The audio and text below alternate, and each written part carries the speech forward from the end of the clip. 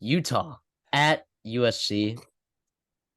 Talk about a game I have no idea what to expect. Zero Disclaimer: clue. we have no idea. We have no idea.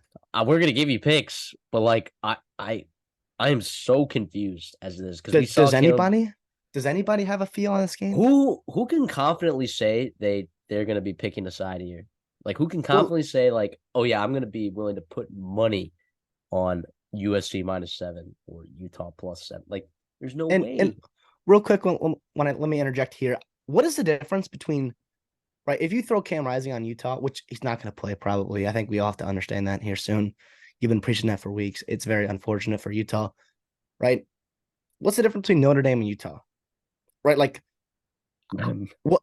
I mean, other than a week to see what you did wrong and a week to put it on film, like, oh, here's exactly how you expose USC, and Utah knows that with Kyle Whittingham, that staff. But at the same point, like, Utah cannot score at all, right now. Sam Hartman didn't do much in terms of production wise, but they still put up a lot of points. That's what the whole conundrum is here is like, what's going to give, right?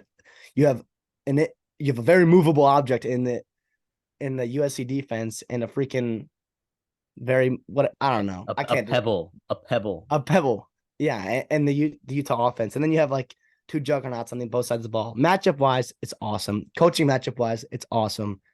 I don't know, I'll let you talk about what's your feel on this game. I hate it. I hate it so much. But because we have to make picks on the show, that's what we do. We make picks. Yeah. I will be taking USC to win, and I will also be taking them to cover. Is that unbelievable? Isn't that unbelievable? The thing is I think that'd be my reaction no matter what you picked, because it's just like I want to hear Yeah. your explanation, and then I'll give you my pick. What's your Here's my explanation here? explanation. Utah on the road this year has been terrible.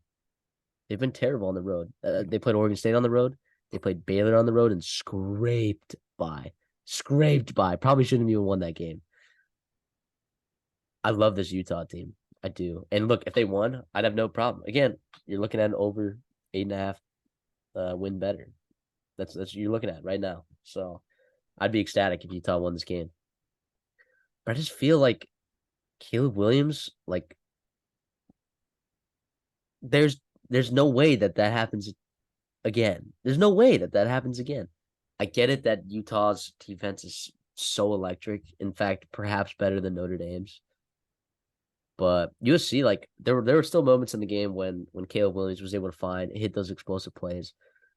I do think Zach Branch, if they want to like take advantage of the speed of Zach Branch, uh, there's a speed mismatch there versus Utah's secondary. I believe Utah's also just so banged up, dude. They're so banged up. If So banged they up. if they win this game on the road, Kyle Whittingham is Pac-12 Coach of the Year. Why Write wouldn't it in why pen. Write it in pen right now.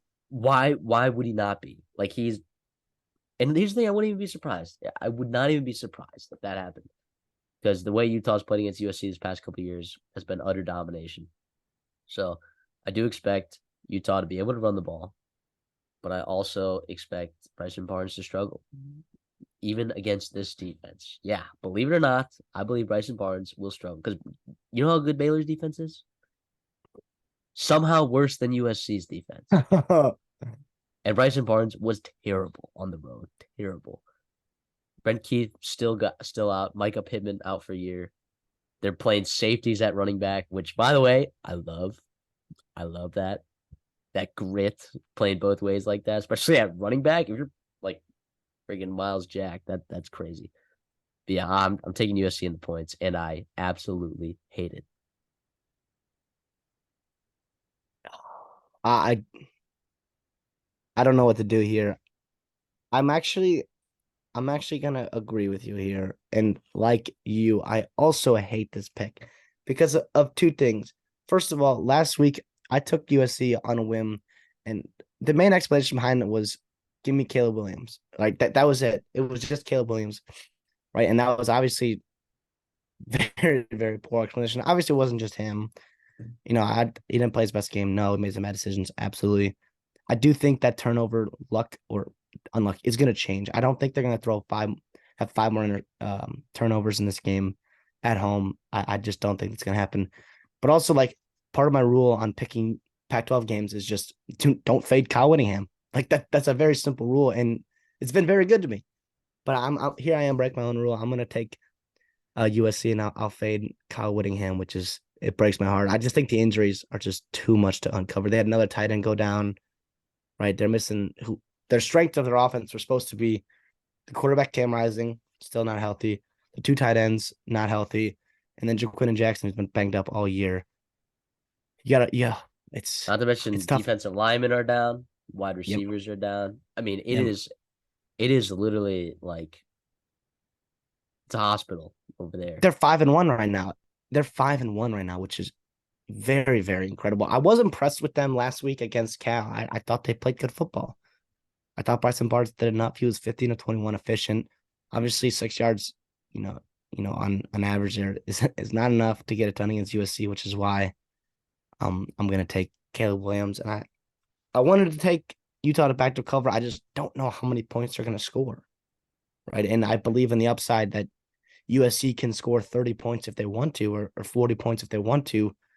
While I just don't think Utah barring turnovers. Shoot them. Barring turnovers, obviously. I'm saying can. Like, if they live to potential, right, and maybe Utah's defense misses some tackles, USC can break some explosive plays. The dam can break, and a lot of things can happen, right, with a high-flying offense like USC.